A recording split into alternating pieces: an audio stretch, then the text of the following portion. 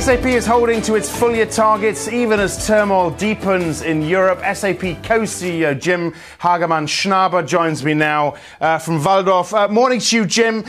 Your clients in financial services, retail and manufacturing all driving growth. Now, optimists will interpret that as tentative signs of recovery in the Eurozone. Do you? I think we have a situation in Europe where things will not suddenly get dramatically better. I think this is the new reality for a while, and in many ways our technology is helping companies deal with that. What kind of contingency does SAP have in place in the event of a meltdown, of a bigger breakup across the region? Well, we are, of course, we believe most companies need to be very alert on what's going on in the market. And so far, we've delivered 10 consecutive quarters of double-digit growth. Q2, almost a gold medal run here the week where the Olympics start. So it proves that if you have the right strategy, in our case, innovation, that helps companies deal with the new reality, then you can actually grow in spite of the current market conditions. But do you expect some countries to drop out of the Eurozone? We will see how the Eurozone evolves. I think we are realistic about the risks that are here. But if you look at our quarter, we have seen global growth, 22% growth in Europe. We're very strong growth coming out of the main countries, Germany, France, UK, even Spain, solid double-digit growth. So I do believe that in spite of the uncertainty and the euro discussion, companies still have solid balance sheets. They continue to invest in technology that help them run better and manage the new situation. You mentioned Spain and some of the other core European countries and the corporates that are spending on your software. Where are you getting a slightly less positive message from CEOs? In general, we get a positive feedback because of our focus on innovative business software. We have the strongest pipeline ever. So in that sense, we are confident when we reconfirm the guidance for the full year, which is a double-digit growth story.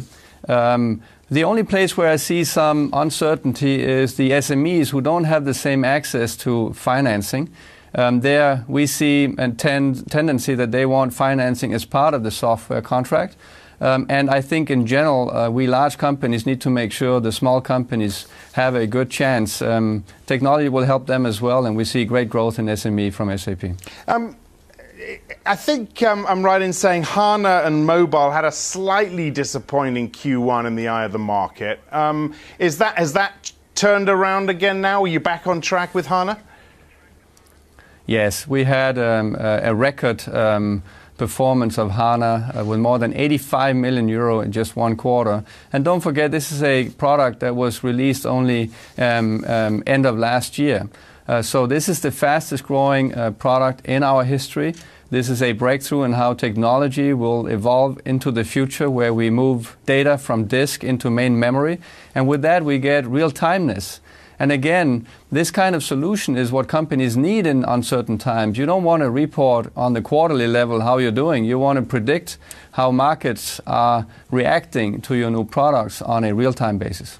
And obviously, without giving away company secrets, you and I have talked about customer-driven innovation strategies many times. What is next for SAP? How's this market changing, and how are you positioning yourself to take advantage of that? Well, we believe that technology, first of all, will drive a lot of strategic investments going forward. And we chose very carefully to focus on innovation in the software part of the IT spend. We're seeing how other IT companies have a hard time growing their business. And we come out with 26% growth in software sales, which proves that with the focus on software, we have the right strategy and an opportunity to accelerate. We have chosen 3 new categories, as you know: mobility, in-memory computing, and cloud.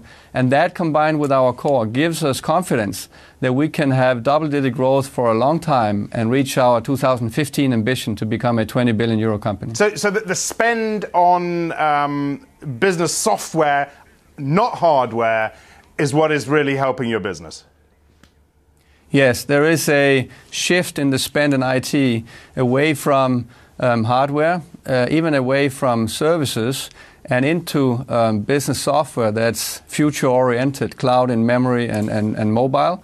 There's a much higher growth rate in the software part and in the rest of that technology spend. And we are right at the sweet spot of that, building the solutions for the future and helping companies manage in the current uncertain times. All right, Jim, good to talk with you again. Jim Hagemann-Snabe, the co-CEO of SAP. That is all from us for now. Plenty ahead. I'm Axel Threlfall. This is Reuters.